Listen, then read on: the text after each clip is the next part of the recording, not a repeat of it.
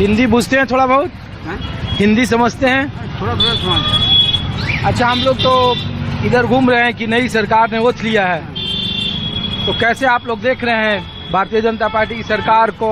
हम होना चाहिए, तो चेंज होना चाहिए। चेंज होना चाहिए, तो चेंज तो अब हो गया। चेंज हो गया तो, लेकिन अच्छा हो गया, अच्छा हो गया ना। अच्छा, इन इलाके से टीएमसी जीती है या बीजेपी जीती है? टीएमसी, नमिता चौधरी। और टीएमसी जीती है। तो टीएमसी ने भी 80 सीटें तो जीती है। अच्छा, ये बताइए, ममता बनर्जी का कुछ सर्वाइवल है पश्चिम बंगाल में? अब होगा? आप लोग मतलब लोकल? नहीं। माहौल क्या है हावड़ा जिले से आपको दिखा रहा हूँ। तो क्या नाम है भाई साहब आपका? मेरा नाम है नासिर अली भाई साहब, नासिर अली। और आपका सर? कमरुद्दीन।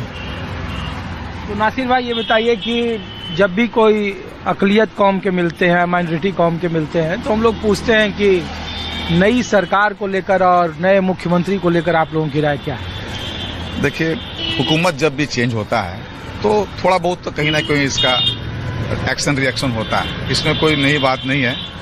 मगर अभी फिलहाल शांति है। थोड़ा सा हुआ था, फिर उसको अंदर सीआरपीएफ जो आगे पूरा कंट्रोल कर लिया। अभी मामला एकदम ठीक है। और अब नए सीएम से हमारा यही इल्तिजा है कि वो हमारे राज्य को अच्छा से अच्छा काम करें सबों के लिए। जो स्लोगन था हमारे बीजेपी का कि सबका साथ और सबका विश्वास, बस इसी पर वो कायम रहें, हमारी यही इच्छा है और आशा भी है। आप लोगों को ये भरोसा है कि इस तरीके का पश्चिम बंगाल में जो राजनीति की रवायत है वो आगे बढ़ा पाएगी भारतीय जनता पार्टी?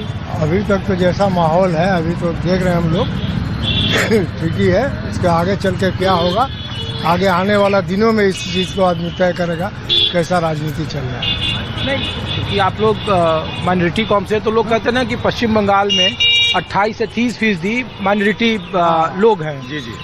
और जिस तरीके से चुनाव के पहले, चुनाव के दरमियान या चुनावी नतीजे के बाद कहा गया कि हमें मुस्लिमों ने वोट नहीं किया है पश्चिम बंगाल में, तो हम उनका काम नहीं करेंगे जी।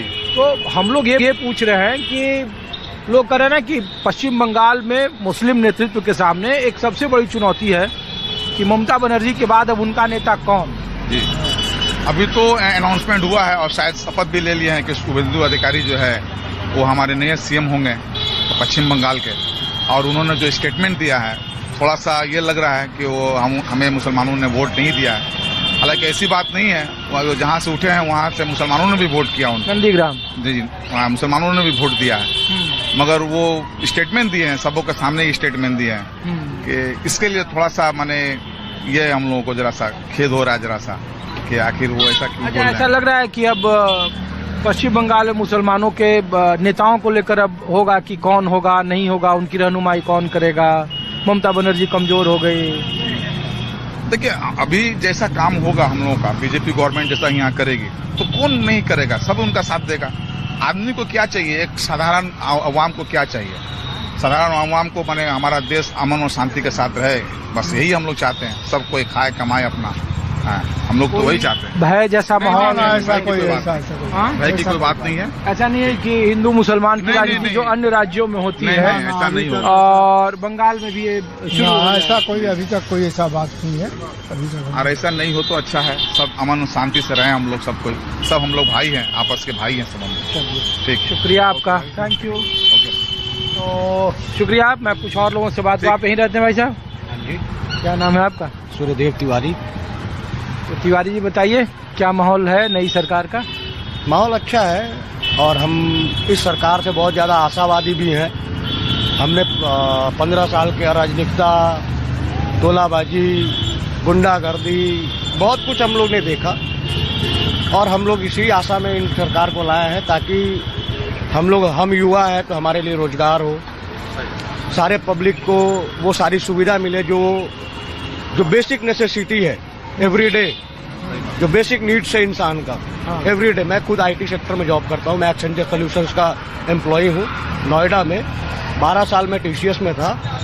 12 साल के बाद आप सोचो, 12 years of experience, I do not have any opportunity in West Bengal. तो नोएडा से क्यों छोड़ के चले आए? मैं अभी वोट देने आया था, मेरा 16 तारीख को टिकट है, मैं रिटर्न जा रहा हूँ। अच्छा, वोट देने के लिए आए थे। Thank you. शुक्रिया आपका। अरे तो शुक्रिया, थैंक यू। तो मैं कुछ और लोगों से बात करूं, मैं कोशिश करता हूं कि शुक्रिया। तो मैं आपको माहौल दिखा रहा हूं, यहाँ कुछ लोग और हैं। तो कैसे हैं भाई साहब? किधर ही रहते हैं? यहीं रहते हैं? क्या नाम है आपका? क्या नाम है? मेरा नाम लखन अरे लखन कुमार प्रसाद, लखन राउत लखन राउत।